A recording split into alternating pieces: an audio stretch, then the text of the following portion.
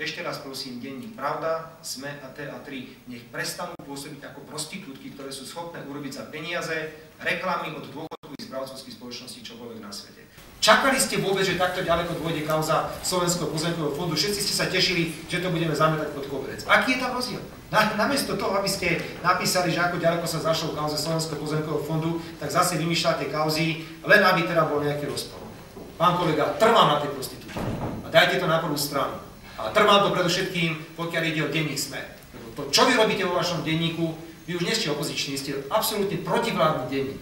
A to, čo píšete, aké nezmysly, aké klamstvá sa vo vašom denníku pravidelne objavujú, to už jednoducho nemá konca kraja. A trvám na to. A tak ako vy dokážete napísať čokoľvek na adresu vlády a ministrov, ja mám právo a dávam k tomu aj rozhodnutie Európskeho súdu pre ľudské práva, povedať svoj názor na médium, ak som presvedčený o tom, že píše klamstvá a podvodie. Denník sa to teda robí veľmi často a veľmi pravidelne. Okrem toho, cez kopírák máte s denníkom Pravdy je titulky, tak asi neviem, či sa stretávate ráno, asi hovoríte naozaj, že čo áno. A budem to hovoriť stále. TA3, denník SME a denník Pravda za to, čo vyviedli v súvislosti s analýzou ministerky práce a sociálnych vecí, je to len a len preto, lebo beriete peniaze od dôchodkových správcovských spoločností alebo brali ste na reklamy a teraz samozrejme sa držíte starého hesla koho chlieb ješ, toho pieseň spievaj. A bez akéhokoľvek zaváhania budem tieto veci robiť. My sa nenecháme oplúvať médiami len preto, lebo si myslíte, že môžete si dovoliť čo chcete. Všetci tvrdíte, že na Slovensku je ohrozená sloboda tlače. Žiadna sloboda tlače nie je ohrozená. Viete, čo je ohrozené? Pluralita názorov.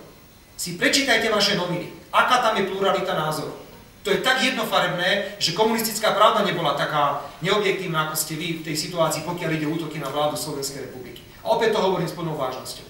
Takže, ak je niečo ohrozené, je ohrozená pluralita názorov. A aj preto treba prijať nový tlačový zákon na Slovensku a budeme trvať na prísnom tlačovom zákone, pretože to, čo si niektoré médiá dovolujú vo vzťahu k vláde, je absolútne neakceptovateľné. A budem tento názor hovoriť, ale budem konkrétne pomenovať médiá. Preto som dnes povedal 3 médiá.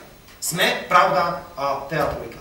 Ja len teda, ak môžem pripomenúť, denníka SME a denníka Pravda. Chcem vám poďakovať, vážené kolegyne a kolegovia, sme tu s vami už viacej ako hodinu.